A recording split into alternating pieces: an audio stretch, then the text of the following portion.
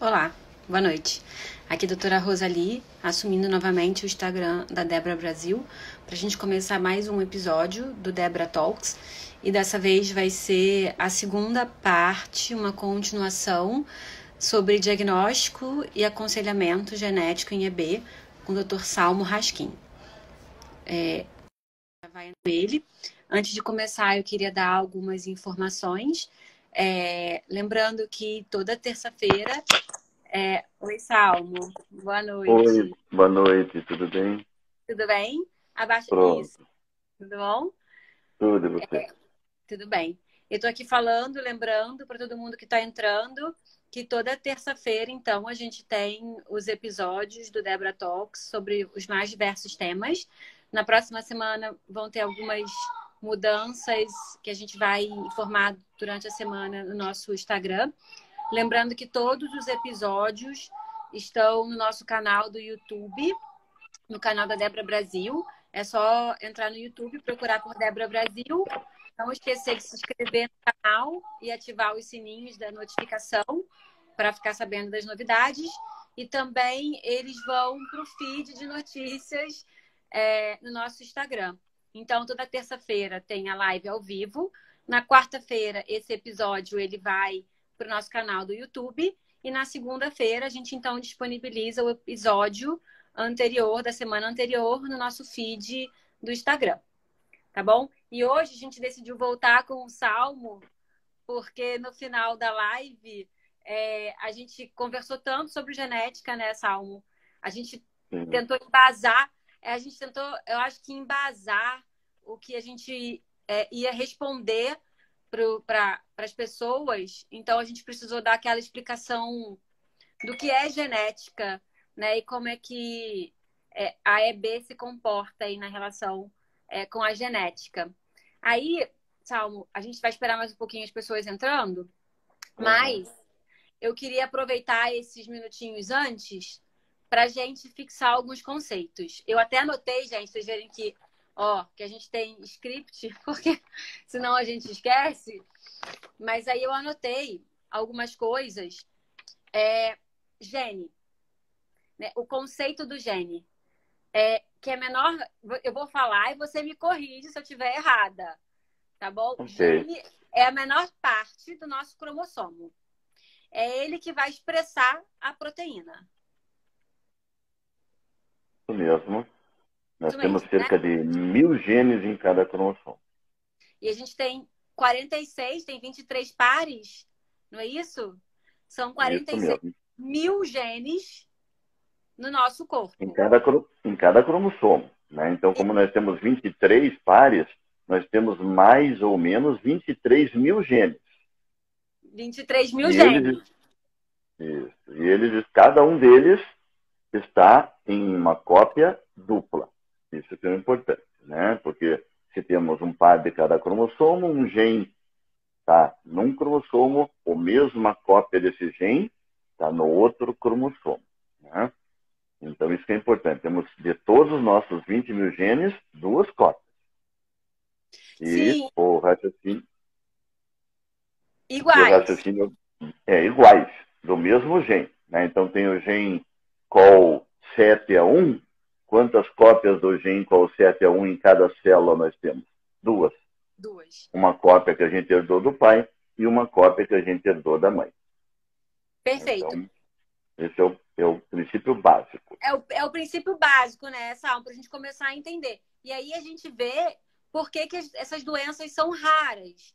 Né? A gente tem 23 mil, né, genes e a gente tem 20 mutações conhecidas da epidermólise bulhosa. Aproximadamente 20, não é isso, Salmo? 20 genes. 20 dos 20.000 genes produzem proteínas que são importantíssimas para a junção das camadas da pele. Vamos colocar dessa maneira. Dos Tá. 20.000 genes, 20 produzem proteínas importantíssimas Para a pele. para as junções das camadas da pele, né? Isso é E aí, importante entender que o gene é normal. Todos nós temos o gene na sequência normal. E isso faz com que sejam produzidas proteínas importantes para todos nós, no caso nosso aqui, relacionados às junções das camadas da pele. Quem tem uma mutação no código genético de um gene, daí não produz a proteína direita.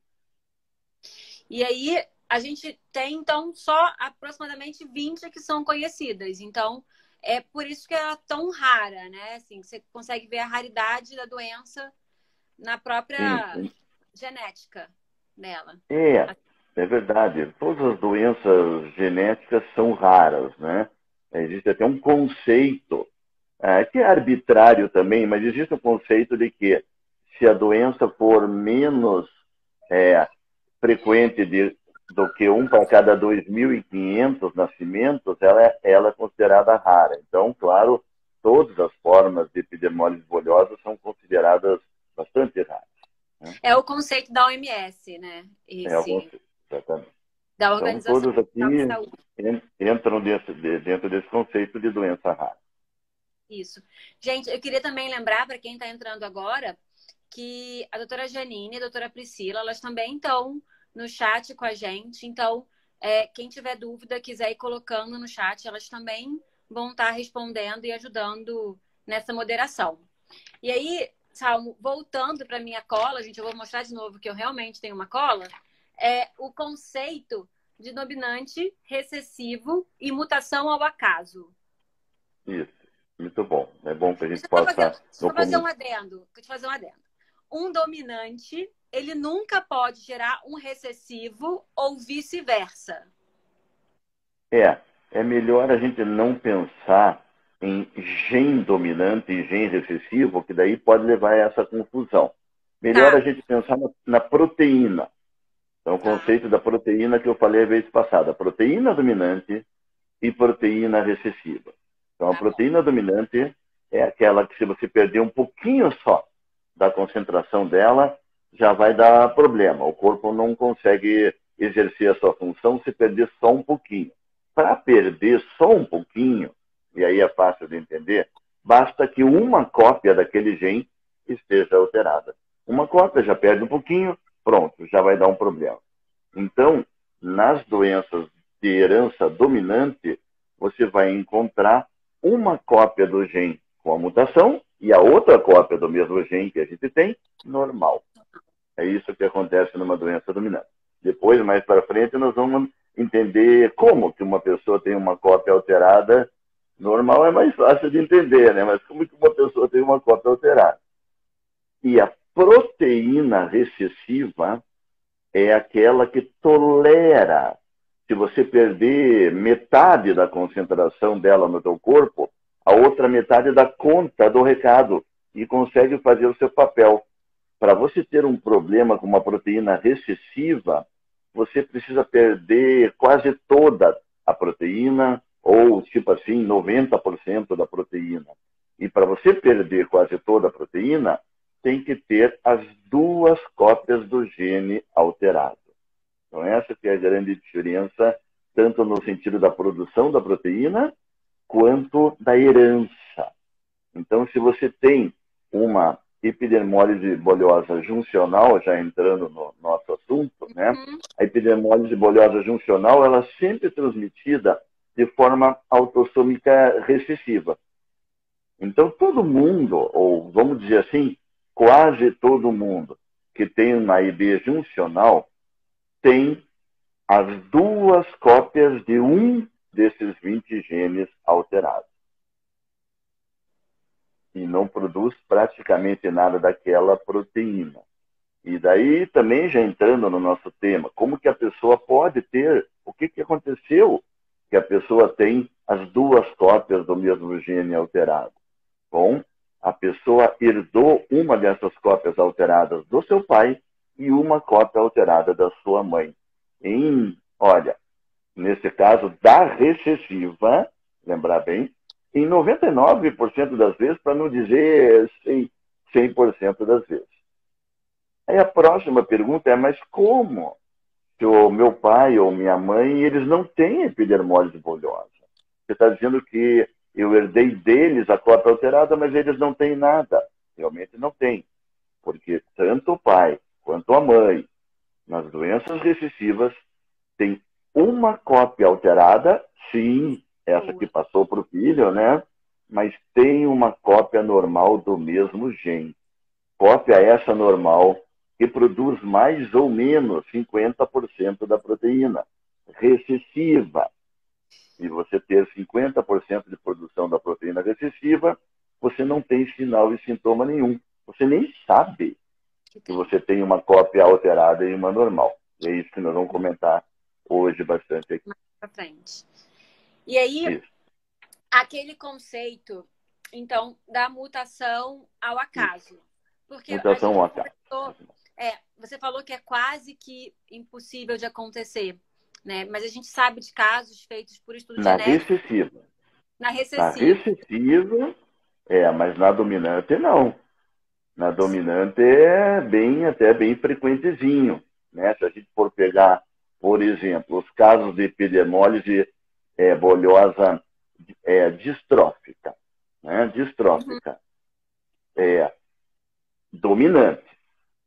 Tem dominante e tem recessiva, mas vamos pegar as dominantes da distrófica para responder essa pergunta. 70% veio herdado do pai ou da mãe esta mutação. Mas 30% dos casos dominantes, nem o pai nem a mãe têm a mutação no seu material genético. A mutação aconteceu, como você falou, ao acaso. Um acidente, o geneticista chama de acidente genético, né? Um acidente genético na formação daquela pessoa. É bastante, calmo, 30%. É bastante. Dentro das dominantes não é inesperado que seja ao acaso. Na recessiva, sim. Você pode quase que ter segurança de que não aconteceu ao acaso, sabe? Com raríssimas exceções, né? Sempre tem exceção na genética, né? Mas é raro, né? Agora, na dominante, não dá nem para chamar isso de exceção, né? Se de casa 10 casos dominantes, 3 são ao acaso na distrófica, não é tão pouco assim, né? E é muito importante isso em termos de aconselhamento genético, que é o foco da nossa fala, né? Porque digamos que um casal, que pode ser alguém que está nos assistindo aqui, né? Tem um filho com uma epidermólise bolhosa distrófica. Mas o pai e a mãe, né, esse casal, eles não têm a epidermólise bolhosa. Eles não têm nada. Né? Eles nem, para falar a verdade, eles nem conheciam a epidermólise bolhosa antes do diagnóstico de seu filho. Né? E aí esse casal vem para o aconselhamento genético e pergunta qual é a chance de ter um outro filho com epidermólise bolhosa. Então, nesse momento, tem que tomar cuidado. Entram em cena, se possível, os testes genéticos. Nesse momento aqui, entram os testes genéticos que estão na sua mão aí no rascunho. Né? Tá na minha cola. Porque a maneira segura da gente poder dar essa informação bem corretinha é fazendo o teste genético.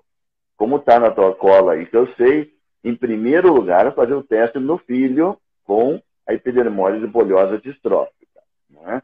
Aí você identifica qual é a alteração genética e qual é o gene também que está envolvido nessa alteração. Feito isso, o próximo passo é testar especificamente aquela alteração genética daquele gene no pai e na mãe. Esse é o ponto, né, que vai te permitir saber o que está acontecendo. Né? Eu acho que é super importante essa parte, Salmo, porque se você testa os 3 logo, você pode estar não otimizando tanto o recurso, né? Vamos dizer assim. Porque o ideal, então, é que primeiro se teste a pessoa que expressa a doença, não é isso? E aí, depois que descoberta a alteração, o gene, você vai procurar no pai, na mãe, se esse gene está presente. Isso é o ideal. E explico um pouco melhor, agora que você já ressaltou a importância disso, eu explico um pouco melhor por quê. Né? Porque Vamos pegar um exemplo de um casal que não tem epidermose bolhosa e tiveram um filho com epidermose bolhosa distrófica. Esse exemplo que nós estamos dando agora, né? Uhum. E ainda me permita dar o exemplo que seja uma forma dominante por um acidente genético na Uhum. formação dessa criança, né?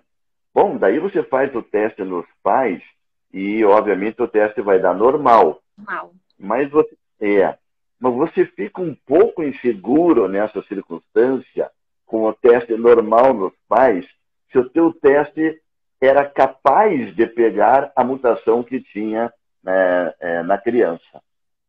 Uau. Entende? Então, esse é o ponto. Então, o melhor mesmo é o que você falou ali. Fazer primeiro o teste no filho.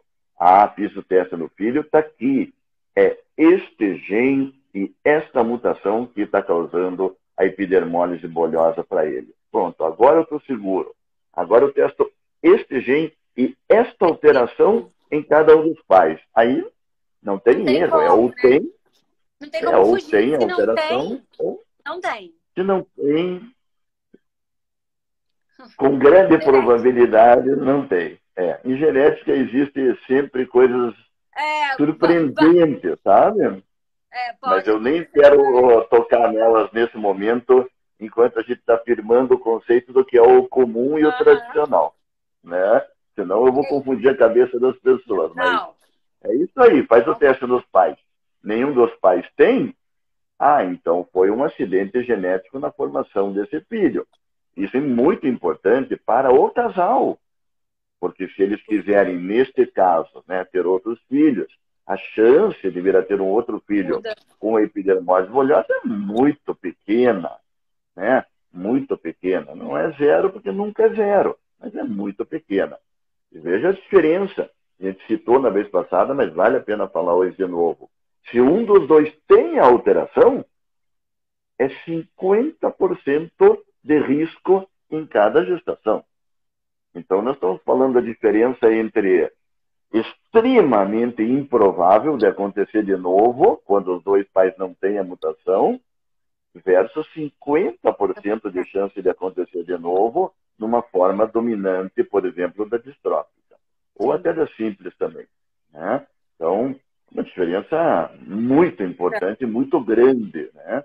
Para você não ter essa segurança. Pessoal, eu queria falar para vocês que aquela setinha que aparece embaixo, vocês podem clicar nela e enviar o convite dessa live para outras pessoas que vocês conhecem, tá bom? Para a gente não perder essa oportunidade de ver ao vivo e já ir tirando as dúvidas. Sal, eu tenho mais uma antes de a gente entrar nas perguntas. Na verdade, é uma pergunta dividida em três. É o seguinte: o resultado, ele sempre deve ser avaliado por um especialista. Esse é o Sim? correto, né? É o correto, é a pessoa que é mais treinada para saber interpretar esses resultados. Vejam que não é fácil, né? Não é Não. simples. Então, aqui vai aquele velho ditado popular, cada macaco no seu galho, né? Que a gente chegou também a falar disso a vez passada. E este galho é o galho do médico geneticista. Ele é treinado para isso. Ele tem que estudar, ler. Se ele não souber, vai estudar mais um pouco, mas é com ele, né? Então, é o aconselhamento genético e os testes e a interpretação dos testes é com o médico geneticista. E a segunda pergunta: o aconselhamento, ele é mandatório? Mandatório não é, até porque um dos princípios do aconselhamento genético é que a pessoa só faz se quiser. Ele tem esse princípio básico bem claro. Ninguém pode ser Obrigada. obrigado a fazer o aconselhamento genético. Não pode, né? Ah, o casal tem 5 filhos com epidermólise bolhosa e quer ter um outro filho. Ele tem o direito. O casal tem o direito. Né? É claro que a gente, como médico, acredita que o casal tem esse direito e estará ainda melhor preparado se tiver as informações. Qual é o risco? Quais as alternativas? Será que tem algo que pode ser feito para evitar? Mas o casal tem o direito. Então, é um serviço não mandatório, o que não quer dizer que não seja fundamental, né? Sim, até porque, Salmo, eu acho que é importante. é um aconselhamento. Na verdade, o médico pega aquele resultado, ele interpreta o resultado, ele passa esse resultado, essa interpretação para os pais. E eu acho que o mais importante é que, diante desse conhecimento, porque a gente percebe que uma grande parte não tem o conhecimento, ele é capaz, então, de decidir o que é melhor para a família dele, né? Perfeitamente. Foi muito bom você ter trazido esse tópico, sabe? Muito importante você ter trazido esse tópico, porque algumas pessoas, a gente sabe disso, né? Tantos anos, né? Algumas pessoas têm medo do médico geneticista. Tem medo mesmo, um certo até preconceito, eu diria. De ouvir falar isso, né? E ficar assim, meu Deus. Claro. De ir lá no médico e o médico vai falar para a gente não ter mais filhos. Jamais. Né? Um médico geneticista falar isto, ele merece quase que ser denunciado. Sim. Eu posso dizer com tranquilidade, quase 30 anos, né, de experiência, veja, qualquer pessoa pode estar me ouvindo aqui, na verdade, eu nem tenho medo. Jamais eu disse isso para qualquer casal. Ele não pode ter filhos. Bem dentro desse conceito que você falou. Podem existir riscos, ou às vezes não, né? Às vezes a gente está dando uma notícia até boa, uma nova mutação e nem tem risco. Exato, né? Salmo, às vezes você dá uma notícia que a família fica sofrendo talvez com isso, né? Com essa possibilidade, sim, porque lê, isso porque mesmo, estuda, porque ouviu falar, mas na verdade, quando chega lá, muda tudo, né? Isso muda mesmo. A história de vida de uma família inteira. Pode mudar, porque a família pode ter decidido não ter mais filhos e sim, não havia um risco maior. Então muda tudo mesmo o que você está falando, né? E às vezes a família pode ter recebido uma informação, seja lá de onde for, de que não tem como se repetir de novo. E tem. E tem. Então, sempre tem. Na genética sempre tem. Não, isso também muda tudo, né? Se um pai ou uma mãe tem epidermólise bolhosa e tem um primeiro filho com epidermólise bolhosa, está praticamente claro aí que é uma herança dominante, como a gente falou. Esse casal está em risco de 50% em cada gestação de ter um filho com epidermólise bolhosa, se for dominante, como a gente está simulando agora aqui. Eu vi uma pergunta aqui de alguém que falou: eu tive um filho com epidermólise bolhosa, eu tenho epidermólise bolhosa, tive um filho com epidermólise bolhosa, mas o segundo filho não teve. Será que agora eu já estou livre desse risco? Não. Né? O risco ele existe em cada gestação nessa situação, tanto da autossômica dominante quanto do recessivo.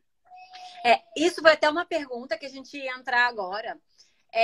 Quem tem filho com EB, as próximas gestações, a chance de ter EB será sempre a mesma? Então, aí eu vou responder essa pergunta da seguinte maneira. Primeiro responder de uma maneira meio que superficial, posso chamar, depois eu me aprofundo, né? Se tiver o filho com o mesmo parceiro, sim, sempre vai ser o mesmo risco. Seja esse risco baixíssimo, excessivo, como a gente deu, ou nova mutação. Né? Ou nova mutação, sim. Né? Ou seja esse risco recessivo de 25% em geral, ou dominante de 50%. Então, tendo um novo filho com o mesmo parceiro, sempre os riscos serão o mesmo em todas as gestações. Lembrando que pode ser um risco baixo, baixíssimo, ou até 50%, dependendo de cada situação. Isso que eu acho que é importante. Cada família é um aconselhamento genético, né? Nós estamos vendo que tem tanta situação, tem risco baixo, risco alto. Então, muda, né? Cada família é literalmente uma medicina personalizada, né? Um por um. Salmo, então é importante, assim, cada gestação nova é como se zerasse suas chances, não é isso? Zera as suas chances e você passa a ter novamente todas as chances da nova gestação. Exatamente. Não é mais o exemplo que a gente... Isso mesmo. A gente usa o exemplo do baralho. Embaralha as cartas tudo de novo. E agora vamos dar as cartas de novo numa nova gestação. Não, eu gostei dessa comparação com baralho, É fácil de entender. Mas tem que lembrar que no acidente genético, na forma dominante, então as cartas do baralho são todas normais. Você pode embaralhar ela 500 vezes e dar qual carta for, que vai ser uma carta normal de novo. Né? Então, isso também sempre tem que lembrar dessa situação e, insistindo no conceito, o único jeito de você ter certeza disso é fazendo os testes genéticos. Porque senão você tem um casal que não tem epidermólise bolhosa com um filho com epidermólise bolhosa. Só assim não dá para saber qual é o padrão de herança. Tem que fazer uma investigação. Salmo, pela parte da genética, mulheres com EB, elas podem ser mães? Tem alguma alteração genética que impeça isso?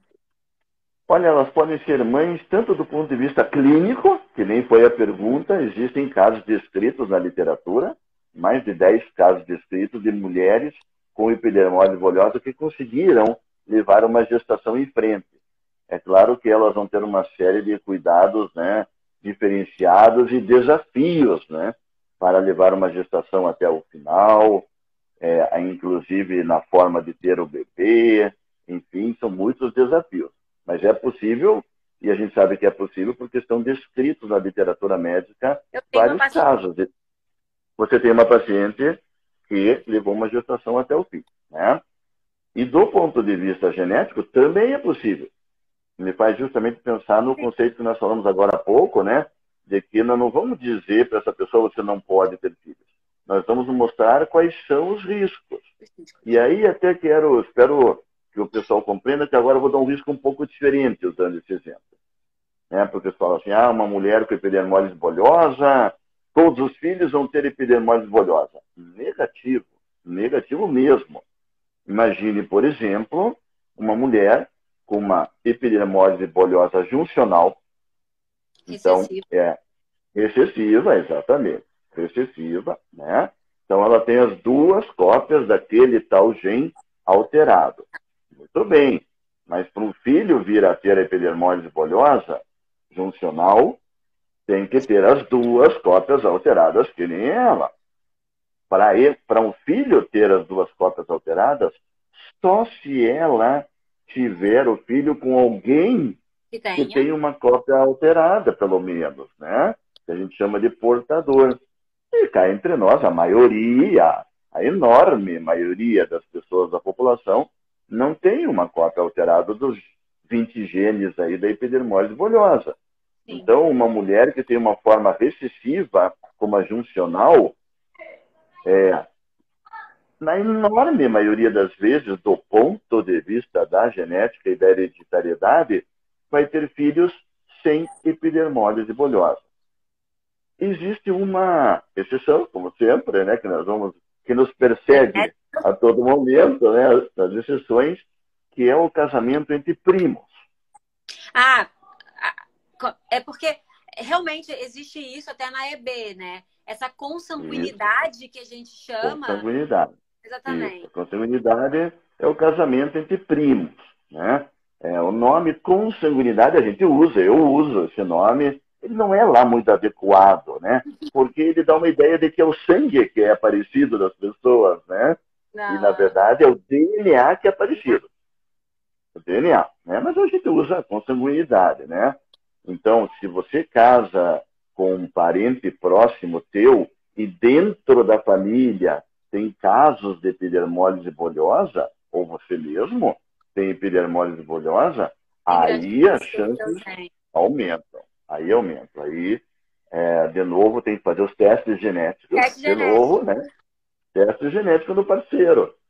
Para ver se ele tem uma alteração naquele mesmo gene ou não. Se não tiver, tudo bem. Mesmo que for um primo, não tem problema. Contanto que tenha tomado esse cuidado que nós estamos falando, né? Sim. Eu tenho uma pergunta aqui que eu achei bem interessante. Se a gente... algumas borboletas fizeram um teste aqui no Brasil, mas vieram com o resultado do mapeamento genético indefinido. O que pode ser? Eu vou explicar. Bom, em relação à genética.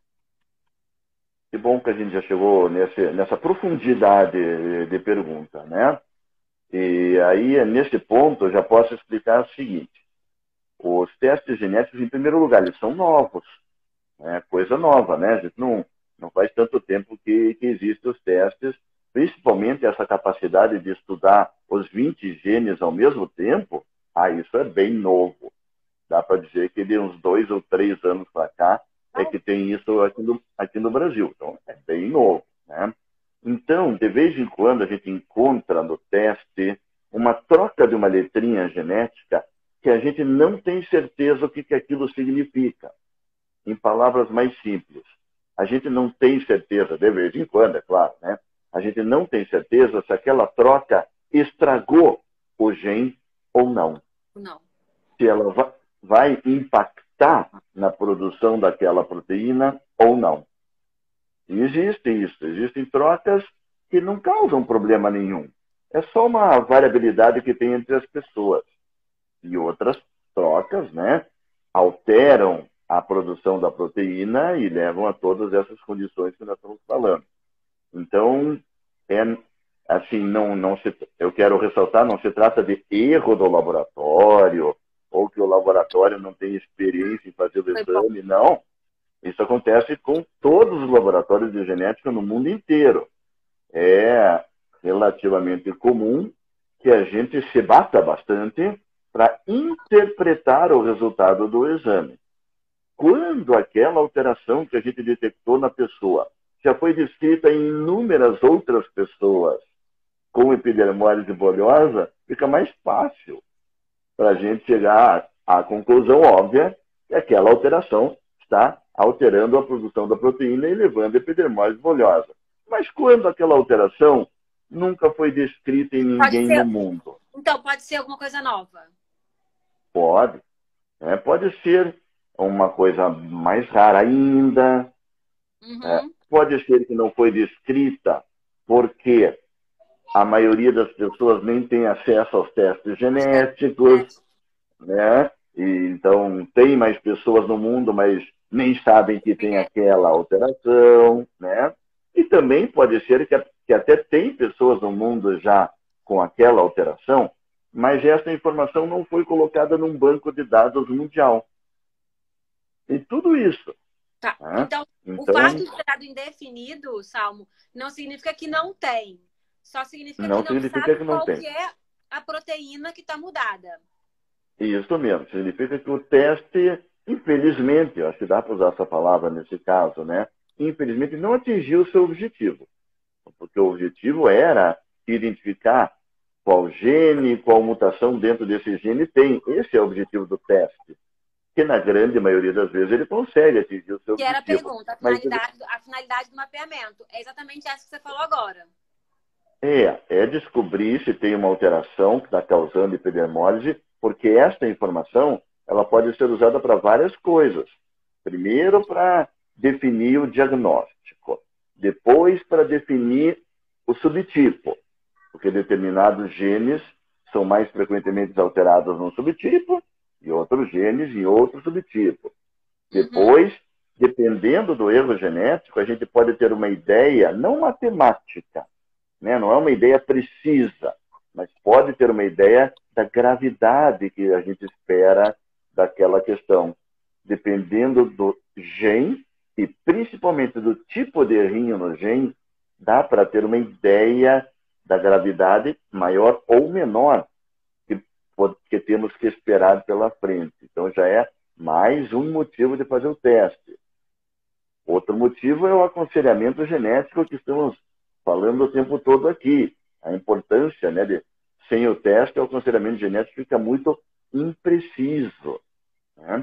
E ainda tem mais coisas. A possibilidade de fazer um diagnóstico pré-natal, que é durante a gestação, para isso precisa do teste genético, não tem outro jeito. E ainda de fazer procedimentos como a fertilização in vitro e o diagnóstico genético no embrião, que nós ainda não falamos sobre isso, mas tudo isto que eu falei agora depende do teste genético. Sim, foi até uma pergunta que fizeram depois em box sobre a possibilidade da fertilização. Só acabando de responder essa pergunta, a mesma pessoa perguntou se todos os tipos de EB têm subtipos, e sim, a maioria deles tem subtipos, né? E quantos subtipos o indivíduo pode ter? Salmo, eu achei interessante essa pergunta, porque assim, a pessoa pode ter várias mutações. Então, a resposta mais simples para essa pergunta é: cada pessoa tem um subtipo. Não pode ter dois, por exemplo. Assim, veja o que eu vou dizer agora. Recentemente, com a possibilidade de testar os 20 genes ao mesmo tempo numa pessoa, coisa que antes não existia. Antes você testava para um gene.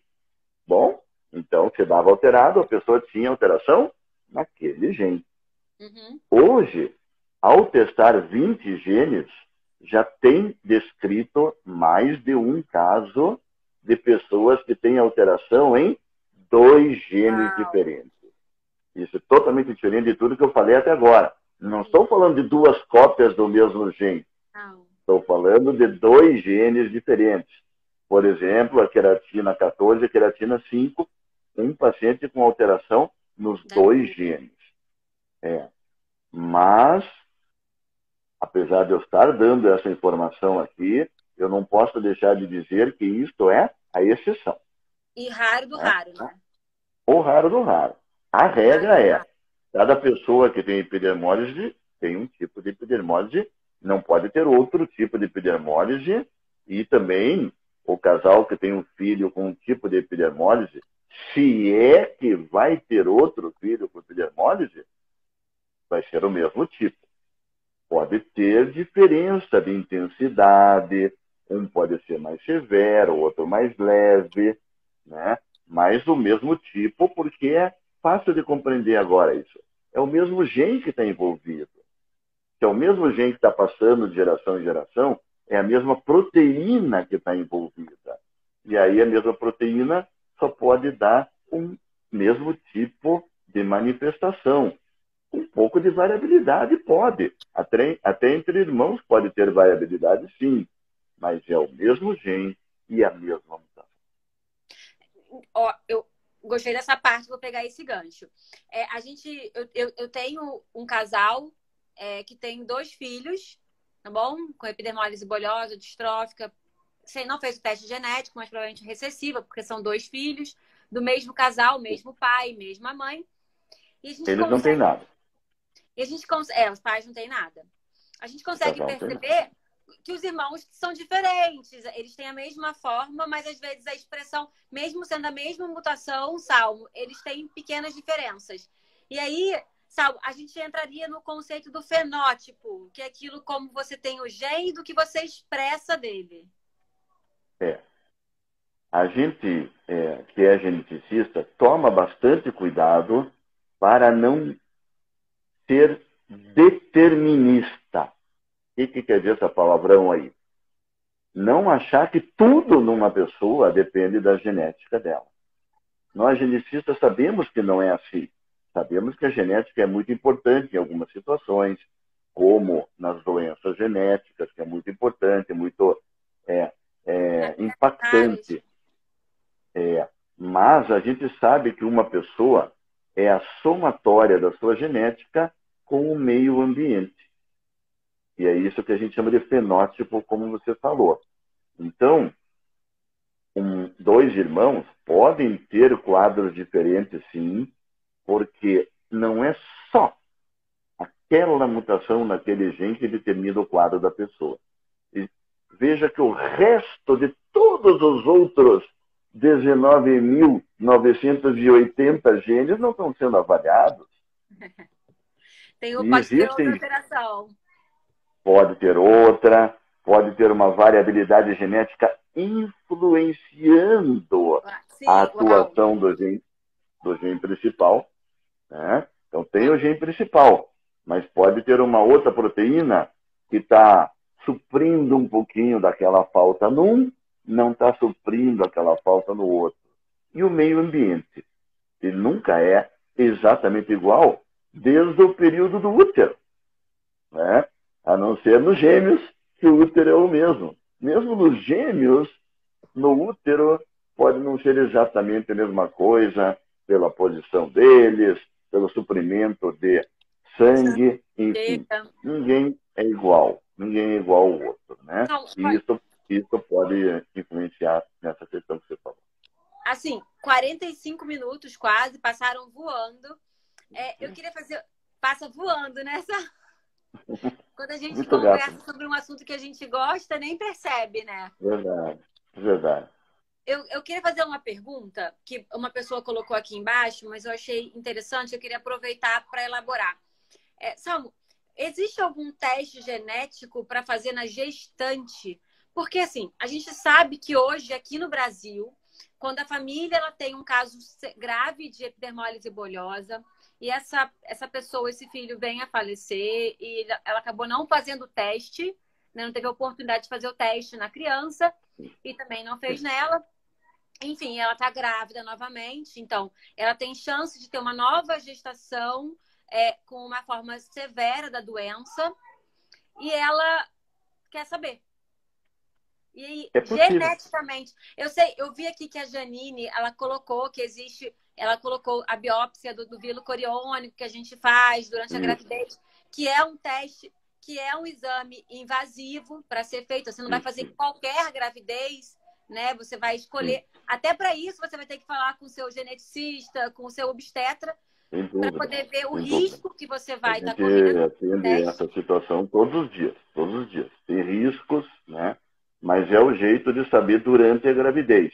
Agora, estão se desenvolvendo testes na gravidez para ser feita no sangue da gestante. Eu vi isso aí. Né? É muito legal. E a gente, é muito legal mesmo, porque daí... a partir aí não é invasivo. Não é invasivo. Isso já existe para outras condições genéticas, como a síndrome de Down e outras síndromes genéticas. Ainda não é uma rotina para epidermólise bolhosa. Mas não tenha dúvida. Mais ano, menos ano, será. Não há nenhuma sombra de dúvida quanto a isso. E aí, então, você vai, se quiser e puder, né, fazer um teste durante a gestação, porque quando a mulher fica grávida, passa células do embrião e do feto para o sangue da mulher. Poucas, mas passam. E essas células hoje podem ser detectadas por análise genética. E é por isso que no futuro, em breve, será possível fazer um diagnóstico pré-natal, que é durante a gestação, sem correr os riscos da biópsia de vilo e da amniocentese. A biópsia de vilo não é um exame fácil, né, Salmo? Na verdade, até tecnicamente, né, é como enfiar uma agulha na barriga, mas, assim, você tem todo o risco de um aborto, de outras complicações, e você precisa desse teste para pegar um pedacinho do vilo, né, Salmo? E estudar a genética daquilo ali. Pegar a célula daquele bebê e ver se ele tem a mutação. É isso. Exatamente isso. Eu queria deixar uma mensagem, que nós estamos chegando ao final, né? 15 minutos. Temos tempo ainda? 15 minutos. Não, então, no final eu quero deixar uma mensagem. Eu também estou guardando uma pergunta final para você. Deixa eu perguntar primeiro. Então tá bom. Então, 15 minutos ainda temos tempo para responder as perguntas das pessoas. Não, então, vamos falar um pouquinho mais do FIV. Então, alguma pessoa está perguntando, né, se a FIV porque é uma dúvida muito comum. Para quem já fez, vamos botar uma situação. Para quem já fez o teste genético, o filho tem a recessiva, os pais são portadores do gene, então eles têm 25% de chance a cada gestação de ter um novo filho com a mesma forma da doença, não é isso? Eles não querem correr, eles podem... O aconselhamento, você pode optar por ter uma gestação normal, né? Você tem 75%... existem várias, isso mesmo. Várias. Perfeitamente. Você tem 75% várias alternativas. de chance de não acontecer nada. A maior parte da chance é de não acontecer, 75%. Perfeitamente. Contra 25%. Isso. O casal pode ouvir isso e falar, puxa, eu não sabia que tinha 75% de chance de não repetir. Agora que eu estou sabendo, a gente quer arriscar. Perfeito? Claro. Tá ótimo. A opção é O da família aconselhamento sempre. genético, estamos satisfeitos que a pessoa entendeu e tomou sua decisão. Está perfeito. Mas existem inúmeras outras alternativas para esse Sim. casal. Então, é isso que é Né? legal. Porque a pessoa se pega muito, às vezes, naquele fato do tipo, ai, não posso nunca mais ter um filho. Né? Isso eu não me lembro, eu não me lembro a última vez que eu falei isso para um casal. Eu tenho boa memória. Então, é quase impossível, hoje em dia, com tanto recurso que a gente está conversando aqui, que a pessoa não possa ter. O que existe é que pode ter risco. Pode ter um risco numa forma dominante, hereditária, de 50%. Sim. Um risco alto, né? 50%. Mas a pessoa pode olhar para mim e dizer, e como, se você está chamando alto o risco de 50%, qual é o adjetivo que você vai usar para a chance de dar De não tudo ter. certo? É alto. É alta, porque é exatamente a mesma. Então, Exatamente. isso que nós estamos falando aqui é aconselhamento genético, puro, puro na veia, né? É discutir com o casal e fazê-los entender os riscos, os números, que às vezes nem todo mundo entende, né? E as alternativas para lidar com esses riscos. Que vão, desde esta que você falou, agora entendi direitinho, sabe o quê? Queremos arriscar de novo. Está perfeito, né? Ou, puxa vida, agora que eu entendi direito, é 25%, um em cada quatro, né? É como se fosse jogar 4 cartas do baralho e uma vai vir com a epidermólise. Eu não tinha entendido que era esse risco anteriormente. Agora que eu entendi, eu acho que a gente, sabe, acho que não vamos mais ter filhos. Também está perfeito. Da mesma forma, se o casal é que decidiu isso, está perfeito. O que não pode é um É conhecido não decidir saber. isso, Eu acho que não pode é não saber. não saber, ou alguém da família, ou até um Decidir por médico. eles. É isso que não pode, né? Sim. Isso que não pode. Não pode o médico dizer, olha, tem 25% de risco, eu acho melhor vocês não terem mais filhos. Isso aí não existe. Isso, me perdoe, eu vou até usar um termo um pouco duro aqui. Na minha opinião, isso é um erro médico, né? Porque ele está interferindo diretamente na vida da pessoa de uma forma inadequada. Ninguém É perguntou para o antiético, né? Sabe? médico, é antiético, ninguém perguntou para ele o que ele pensa sobre o assunto. Não é ele que está decidindo. Ninguém perguntou o que ele pensa. Então, ele tem que transmitir essas informações. O casal pode optar, por exemplo, por adotar uma criança. Que é um filho. É um filho, é claro. Né? O casal, numa forma recessiva, ou até na dominante que veio hereditária de um dos lados, pode decidir usar óvulo ou esperma Doado. de uma outra pessoa. Doado, Doado. sim, claro. Né? Ou o casal pode fazer a fertilização in vitro. Veja que só agora é que nós chegamos nessa alternativa. Veja quantas existem. Né? Opções. Não falamos ainda nem no diagnóstico pré-natal, que falamos agora há pouco. O casal pode falar, não quero fertilização in vitro, eu quero arriscar, mas eu não quero passar a gravidez inteira sem ter essa Ele tá vendo. informação. Até porque quando o bebê nasceu, eu quero ter certeza o que eu tenho que fazer. Então pode fazer o diagnóstico pré-natal, como falando agora há pouco. Veja, mais uma alternativa.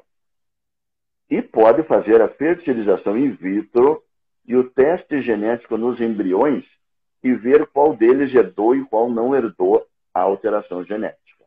E aí Saulo. implantar 1, 2, 3 embriões. Né? Só queria complementar dizendo que isso é Ah, permitido pelo Conselho Federal de Medicina. Só para deixar tudo bem claro. Senão nem estaríamos falando aqui. Né? eu quero fazer mais duas perguntas bem rapidinha. Teve uma pergunta super interessante aqui que eu achei, eu queria te perguntar. É claro que a gente sabe como médico que a gente aconselha. Uma pergunta foi, mas doutor, mas se o casal perguntar para o senhor, o que o senhor faria? Qual que seria a sua resposta? Eu responderia o seguinte: se eu tivesse a sua vida, o seu histórico de vida, os seus conceitos religiosos, os seus conceitos éticos, a sua condição financeira, a sua condição social, a sua religião, o seu número de filhos, o mesmo parceiro que você tem, eu saberia responder essa pergunta. Mas como no meu caso é totalmente diferente do seu, eu nem sei como que eu responderia essa pergunta. É por isso que não é o médico que tem que responder. E aí, neste ponto, eu gostei muito da pergunta, né? Eu ouço muito ela, né?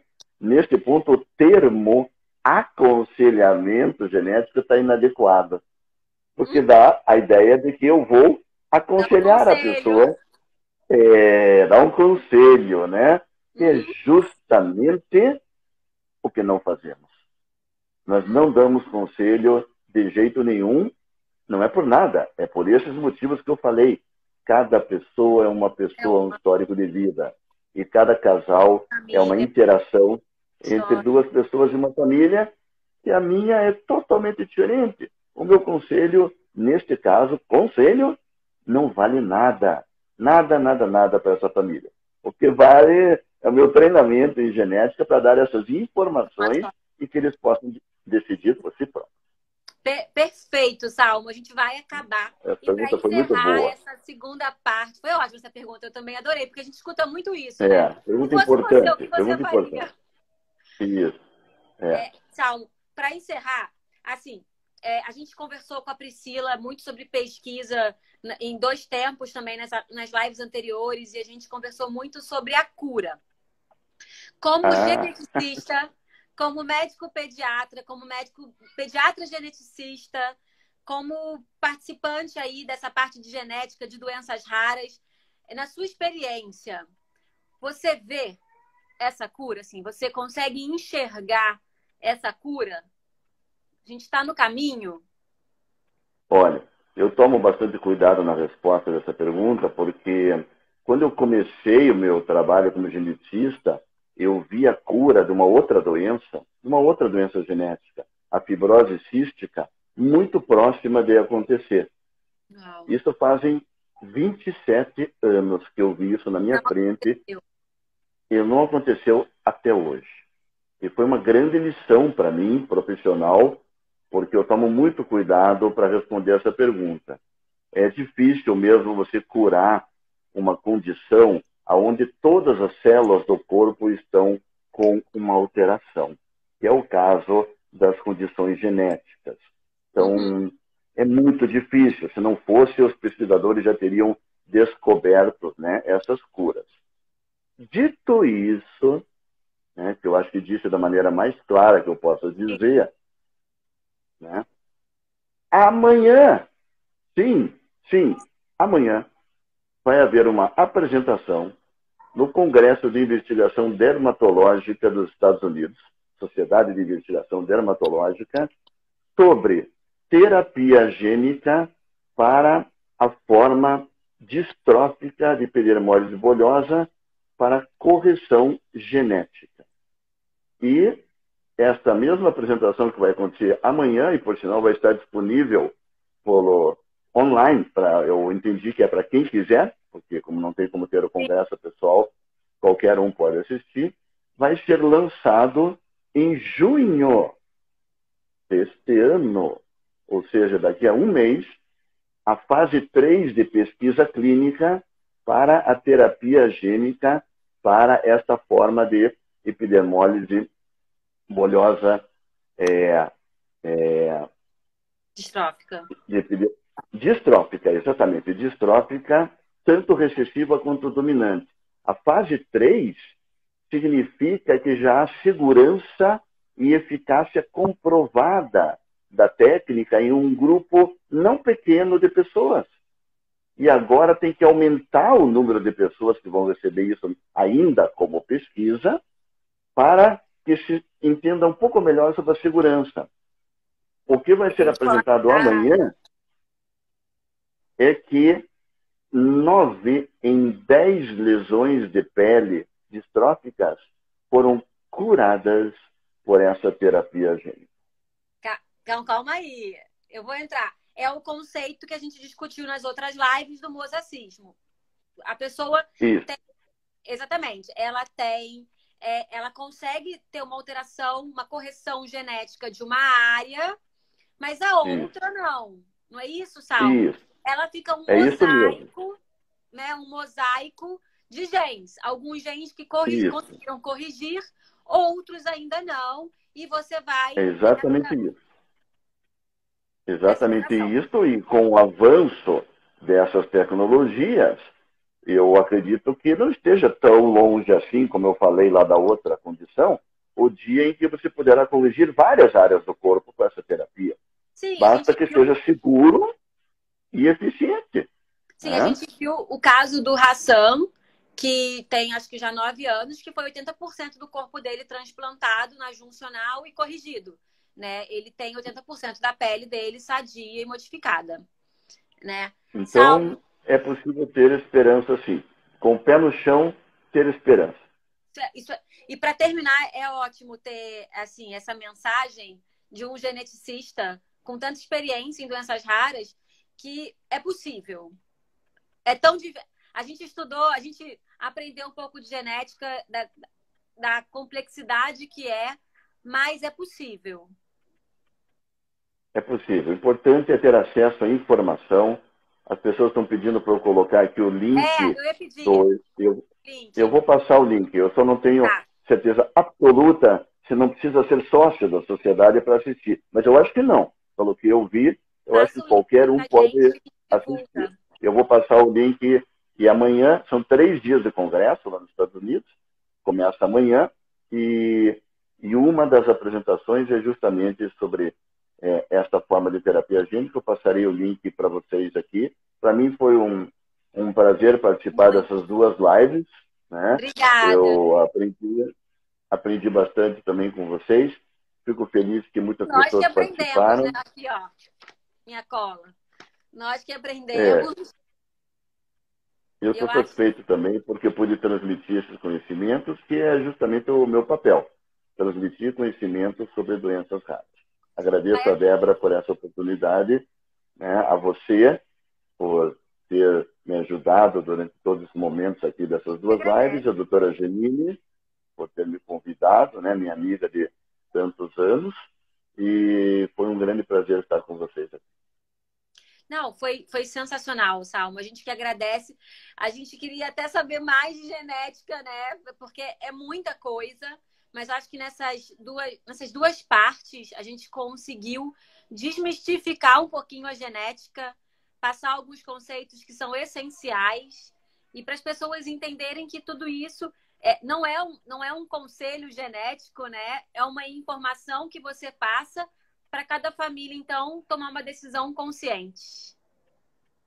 Isso mesmo. Cada caso é um caso Caso. e a informação é a melhor ferramenta que nós podemos ter em tudo na vida hoje em dia.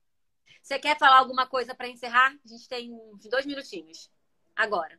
Eu ia falar que o aconselhamento genético ele está disponível no Brasil, tanto no SUS quanto na saúde suplementar. No SUS, como tudo no SUS, é um pouco mais difícil o acesso, né? Mas existem, principalmente nas capitais do Brasil, serviços de aconselhamento genético gratuito no SUS. Existe a Sociedade Brasileira de Genética Médica e Genômica, que eu participo, né? E no site da sociedade tem uma lista dos lugares no Brasil onde é oferecido o aconselhamento genético dentro do SUS e também uma lista dos meus colegas que trabalham na área de aconselhamento genético. E também queria dizer que o aconselhamento genético é de cobertura obrigatória por todos os planos de saúde, assim como a maioria dos testes genéticos também. Então, apesar de ser uma tecnologia de ponta, nós temos que procurar os lugares do Brasil onde isso existe.